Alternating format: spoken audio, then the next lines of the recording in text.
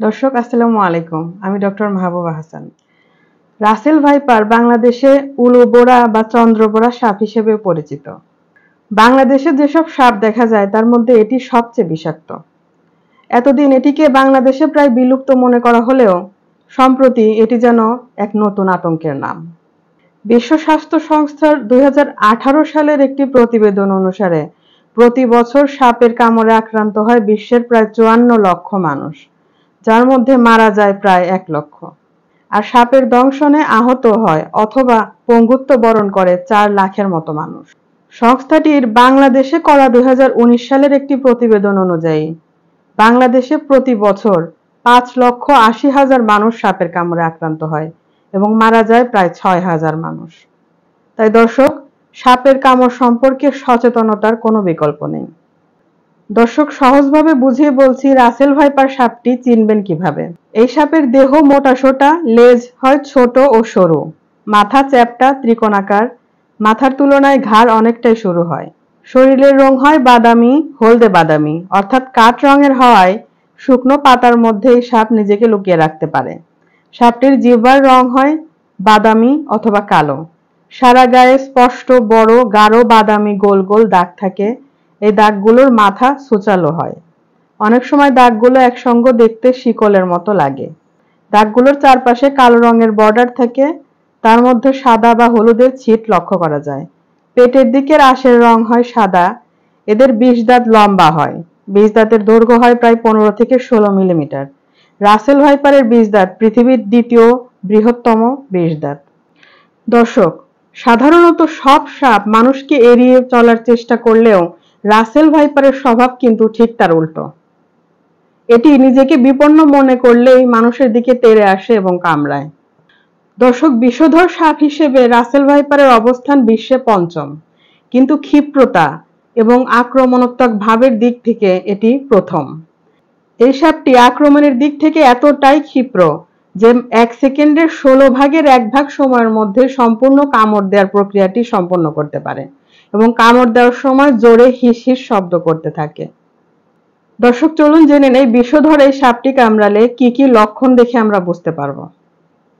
বিষধর সাপ কামড়ানোর ফলে দংশনের 2টি কাটা দাগ কামড়ের স্থানে দেখা যাবে।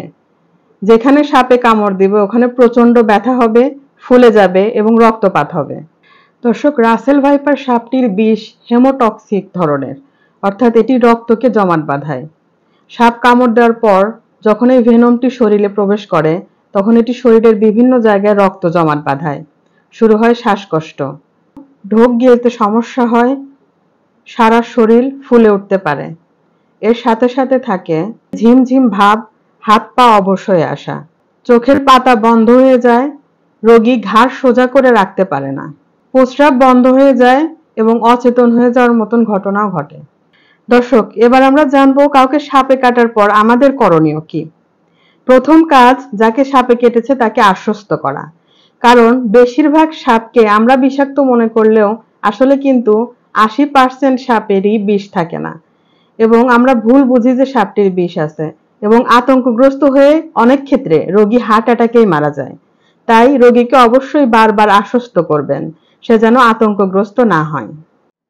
দর্শক, অনেক সময় সাপে কাটা রোগীর স্বজনেরা মৃত সাপটিকে ব্যাগ অথবা বোতলে ভরে হাসপাতালে আমাদের কাছে নিয়ে আসে অধিকতর ভালো চিকিৎসার আশায়, এবং অনেক ক্ষেত্রে সেটি কাজেও লাগে।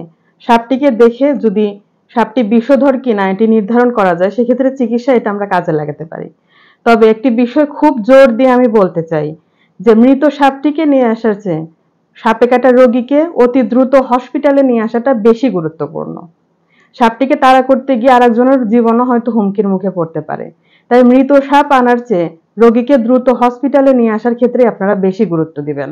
দর্শক, আরেকটি বিষয়, ক্ষতস্থান অনেকে অনেক সাবান পানি দিয়ে, ডিটারজেন্ট দিয়ে, গরম পানি অথবা ডেটল স্যাভলন ব্যবহার করে ধৌত করে। সেটি করা যাবে না। ক্ষতস্থানটা সাবানের ফেনা করে খুব আলতোভাবে ধুয়ে ফেলতে হবে। আরেকটি বিষয়, যে স্থানে সাপ কামড় দিবে সেই স্থানটা বেশি নড়াচড়া করা যাবে না। আমরা আগেই জেনেছি যে রাসেল ভাইপারের বিষ হেমোটক্সিক, অর্থাৎ এটি রক্ত জমাট বাঁধায়। তাই যদি আপনার হাত পায়ে বেশি নড়াচড়া করে রোগী, তাহলে কিন্তু রক্তে এটি দ্রুত ছড়িয়ে পড়বে। তাই হাতে পায়ে যেখানেই কাটুক না কেন, হাত পা স্থির রাখতে হবে। আরেকটি বিষয় বলতে চাই সাপে কাটা রোগীর হাত এবং পা বাঁধা প্রসঙ্গে। আপনারা স্ক্রিনে একটি ছবি দেখতে পাচ্ছেন যে কোন পজিশনে বাঁধতে হবে। বাঁধার উদ্দেশ্য কিন্তু দর্শক রক্তের প্রবাহ কমিয়ে দেয়া, যাতে বিষ খুব ধীরে শরীরে ছড়িয়ে পড়ে। কিন্তু জোরে বাঁধতে গিয়ে রক্ত প্রবাহ যদি একদম থামিয়ে দেন, তা কিন্তু রোগীর জন্য কাল হয়ে দাঁড়াবে। তাই হাতের কাছে যা আছে, হতে পারে সেটা টর্নিকট, ওড়না অথবা গামছা, সেটি দিয়ে মোটা স্তর করে হালকাভাবে বাঁধতে হবে। স্ক্রিনের ছবিটি আপনারা ভালো করে দেখে নিন। এই পদ্ধতিটিকে প্রেসার ইমোবিলাইজেশন বলা হয়। রোগীকে সম্পূর্ণ চিৎ করে না শুইয়ে তাকে আধশোয়া অবস্থায় রাখুন, এতে শ্বাস নিতে বেশি সুবিধা হবে। যদি সাপে কাটা রোগীর গায়ে কোনো অলংকার, আটসাট পোশাক থাকে, সেগুলো অবশ্যই খুলে দিবেন। কোনো তাবিজ, মাদলি ইত্যাদি দিবেন না। যদি লক্ষ্য করেন সাপে কাটা রোগীটির শ্বাস বন্ধ হয়ে গেছে, তাহলে মুখ দিয়ে শ্বাস দেওয়ার ব্যবস্থা করতে হবে। যদি চান এ ব্যাপারে বিস্তারিত ভিডিও আমি সামনে ইনশাল্লাহ দিব। তারপরে করণীয়, দ্রুত নিকটস্থ হসপিটালে পেশেন্টকে নিয়ে যেতে হবে। দর্শক, না জেনে আমরা অনেক সময় এমন কিছু করে ফেলি যে সাপে কাটা রোগীর পক্ষে সেটি আরো ক্ষতিকর হয়ে দাঁড়ায়। চলুন কি করব না সেটি এখন জেনে নিই। প্রথমত, ওঝার কাছে গিয়ে সময় নষ্ট করব না। দর্শক, ওঝার কাছে গিয়ে সেই সমস্ত রোগী ভালো হয় যাদের আদৌ বিষধর কোনো সাপ কাটেনি। বিষাক্ত সাপ হলে কিন্তু হসপিটালে অ্যান্টিভেনম দেওয়ার কোনো বিকল্প নেই। তাই ওঝার কাছে নিয়ে কোনো ধরনের ঝাড়ফুঁক করে সময় নষ্ট করবেন না, দ্রুত হসপিটালে নিয়ে আসবেন। আরেকটা জিনিস করা থেকে বিরত থাকবেন, আক্রান্ত স্থানে কোনো ধরনের ব্লেড দিয়ে কাটাকুটি করা বা গরম সেক দিবেন না, কোনো ধরনের মালিশ করবেন না। অনেক মানুষের ধারণা আছে মুখ দিয়ে চুষে হয়তো বিষ বের করে ফেলা যায়, এটিও একদম ভুল ধারণা। এ সংক্রান্ত অনেক স্টাডিও আছে, যেগুলো লিঙ্ক আমি দিয়ে দিব, আপনারা দেখে নেবেন। মুখ দিয়ে বিষ বের করার বিষয়টা সম্পূর্ণই গুজব, এর কোনো বৈজ্ঞানিক ভিত্তি নেই। সুতরাং এ ধরনের চেষ্টা করা থেকে বিরত থাকবেন। দর্শক, একটি বিষয় আগেও বলেছি, আবারও সতর্ক করছি, কোনো ধরনের শক্ত বাঁধন বা গিঁট দিবেন না। এতে কিন্তু রক্ত প্রবাহ বন্ধ হয়ে গিয়ে টিস্যুতে পচন ধরা শুরু হতে পারে। দর্শক, সাপে কাটা অংশটা হালকাভাবে সাবান পানি দিয়ে ধোয়ার পরে সেখানে আর কিছুই লাগাবার প্রয়োজন নেই।